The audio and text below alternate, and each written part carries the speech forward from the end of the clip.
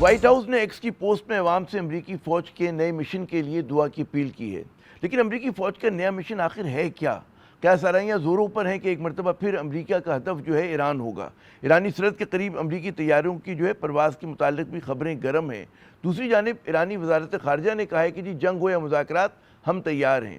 ایرانی وزیر خارجہ عباس عراقچی نے الزام لگایا کہ حالیہ مظاہروں میں خوریزی وہ ٹرمپ کی مداخلت کے بیان کی وجہ سے ہوئی، یعنی کہ ہمارے خطے میں صورتحال دھماکہ خیز ہے اور ایک نئی جنگ کے بادل فضا میں منڈلا رہے ہیں۔ امریکی حملے کی صورت میں کیا خطے میں جنگ کے پھیلنے کے امکانات ہیں؟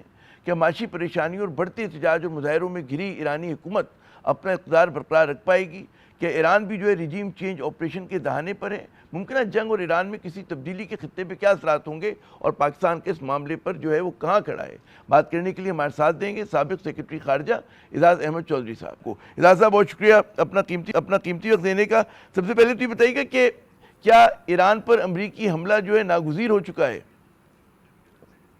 نہیں، ایسا تو نہیں ہے۔ میرے خیال میں ہوا یہ ہے کہ جب ایران کے اندر مظاہروں نے شدت پکڑی تو اسرائیل اور امریکہ کو خیال آیا کہ چلے ہم بھی ذرا تھوڑا سا اس سے فائدہ اٹھا لیں اور ایران کے اندر کوئی ایک آدھ سٹرائک کر لیں۔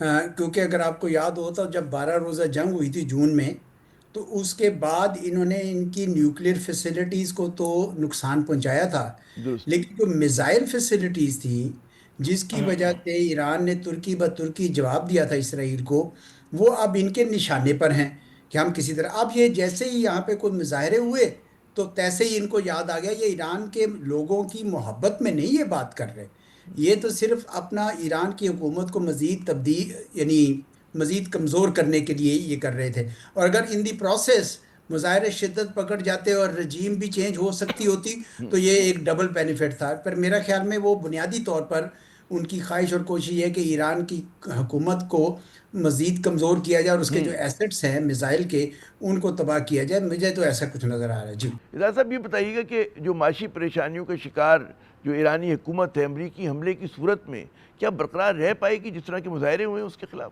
مجھے ایسا لگ رہا ہے کہ جیسے یہ ایک بار پھر مظاہروں پر قابو پا لیں گے۔ ابھی آج جو میں ایران کے وزیر خارجہ کی پریس کانفرنس دیکھ رہا تھا، بڑے پرمطمئن اور پر اعتماد نظر آئے کہ نہیں ہم یہ کر لیں گے اس کو۔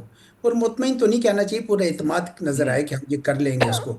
تو مجھے لگتا یہ ہے کہ یہ تو کوئی شک نہیں ہے کہ وہاں پہ اقتصادی حالات خراب ہیں، جو کرنسی ہے وہ بڑا سٹیپلی ڈیٹیریٹ کی ہے، تاجر نکل آئے ہیں، پہلے تاجر اس طرح نہیں نکلتے تھے۔ اس دفعہ تو 28 دسمبر کو تاجروں نے شروع کیا اپنی دکانیں بند کر کے سڑکوں پر آ گئے، تو اس وجہ سے یہ معاملہ تو اس دفعہ بہت زیادہ سیریس تھا۔ لیکن اس کے ساتھ ہی ایرانی حکومت یہ دعویٰ کر رہی ہے کہ باہر سے لوگ لائے گئے جنہوں نے مسجدوں کو نظر آتش کیا، جنہوں نے لوگوں پہ گولیاں چلائیں، تو تاکہ یہ معاملات ہوا پھیلے، یعنی ایک قسم کا آگ کے اوپر جلتی آگ پر تیل پھینکا جائے۔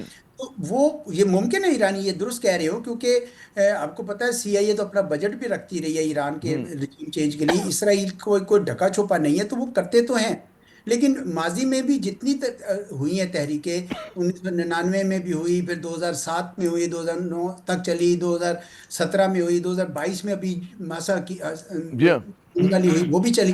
یہ قابو پا لیا انہوں نے، قابو تو پا لیں گے، لیکن بے چینی ہے کیونکہ اقتصادی لحاظ سے مسائل بہت زیادہ ہیں اور وہ بھی سینکشنز کی وجہ سے زیادہ ہیں۔ تو وہ بہرحال ان کو ایک مسئلہ ہے جس سے وہ فائدہ اٹھا کر وہ چاہتے تھے کہ ہم یہ کام کریں۔ اچھا، جب وہ ایران کے شاہ کے خلاف تحریک چلی تھی تو اس کا ایک سیاسی چہرہ تھا خمینی صاحب کی صورت میں، دیگر سیاسی جماعتیں جو تھیں وہ بھی اس کے اندر کوئی نہ کوئی ان کی لیڈرشپ ہوا کرتی تھی۔ اس مرتبہ کیا یہ فیس لیس پوری تحریک ہے یا اس کا بھی کوئی چہرہ ہے؟ جو پہلوی صاحب ہیں، ان کے صاحبزادے پرانے شاہ کے رضا پہلوی صاحب، کیا وہ کوئی چہرہ بن پا رہے ہیں یا بہت ہی نومنل ان کی پارٹیسپیشن ہے؟ پرانے شاہ کے جو بیٹے ہیں وہ کوشش تو کر رہے ہیں، لیکن میرا نہیں خیال کہ ان کی کوئی سپورٹ ہے۔ دیکھیں جو رورل ایریاز میں تو ویسے بھی شاہ کی کوئی سپورٹ نہیں تھی اس زمانے میں بھی، اور یہ آپ کی بات صحیح ہے کہ جس طرح اس زمانے میں خمینی کا چہرہ مل گیا، یہاں پہ اس قسم کا کوئی متبادل قیادت نظر نہیں آئی۔ اسی لیے میرا یہ خیال تھا کہ یہ جو تحریک ہے وہ دم توڑتی نظر آ رہی ہے، اور اگر ایرانی دعوے درست ہیں تو پھر میرے خیال میں مزید آگے مسائل ان کو اتنے نہیں ہوں گے، فی الحال نہیں ہوں گے، لیکن ان کو کچھ نہ کچھ تو اپنی اقتصاد کو بہتر کرنا پڑے گا نا، یہ عامر جیسا، درست. اس کے بغیر گزارا چلے گا نہیں، یہ پھر ہاں ہاں. آ جائے گا مسئلہ۔ اور اچھا. یہ جہاں تک امریکہ کا تعلق ہے، وہ تو یقیناً کچھ نہ کچھ کرنا چاہیں گے، لیکن میں کوئی مکمل طور پر جنگ اس لیے نہیں دیکھ رہا کہ اچھا یاد وہ رکھیں کہ پہلے جب امریکہ، ہاں. اچھا جی یہ آپ کہہ رہے ہیں کہ امریکہ سے ناگزیر نہیں ہے، لیکن ظاہر ہے کہ امکانات ہیں.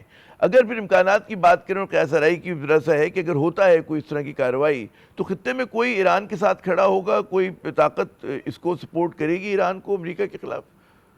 عامر صاحب، اس وقت ہم جس دور سے گزر رہے ہیں، اس میں کوئی ملک دوسرے ملک کی جنگ لڑنے کو تیار نہیں ہے۔ ہوں. ہر ملک نے اپنی جنگیں لڑنی ہے، البتہ الائنسز بن سکتے ہیں، وہ بنائے جا رہے ہیں، کیونکہ نہ بین الاقوامی قانون ہے کوئی، نہ کوئی اور، یعنی اس وقت تو بالکل ایک جنگل کا قانون، اس لیے ایران کو بھی اپنی جنگ خود لڑنا ہوگی۔ البتہ چین کے لیے، پاکستان کے لیے، ایران کے دوسرے ہمسایوں کے لیے ایران کے اندر امن بڑا ضروری ہے۔ اس لیے پاکستان کی، چین کی، ان تمہارے لوگوں کی ہمدردیاں بہرحال ایران کے ساتھ ہے، خصوصاً ایران کے لوگوں کے ساتھ ہے تو جن کو سفارتی بہت سطح پہ زیادہ۔ کیا پاکستان کا کیا ممکنہ رد عمل ہونا چاہیے؟ نہیں دیکھیں، ابھی تو پاکستان کا رد عمل یہی ہے جو ہم نے دیا ہے کہ ظاہری بات ہم چاہیں گے کہ وہاں پہ بدامنی نہ پھیلے، کوئی مسائل نہ ہوں۔ آپ حکومت کے متعلق بھی جو آپ ان کی مدد تو کریں گے اگر ان کے اوپر اگر باہر سے کوئی جارحیت ہوتی ہے، لیکن ساتھ ہی ساتھ پاکستان کی بھی یہ توقع ہوگی کہ بھئی یہ معاملات پر امن طریقے سے حل ہو جائیں، اور ایران کے جو عوام ہیں، بہرحال ایران کے عوام کے اوپر زور آزمائی یا زور نہیں لگانا چاہیے۔ اور میں امید اور توقع یہی کرتا ہوں کہ بھئی وہاں پہ وہ زیادہ اگر طاقت کا استعمال کریں گے تو یہ آؤٹ آف کنٹرول ہو جائیں گے پھر تو۔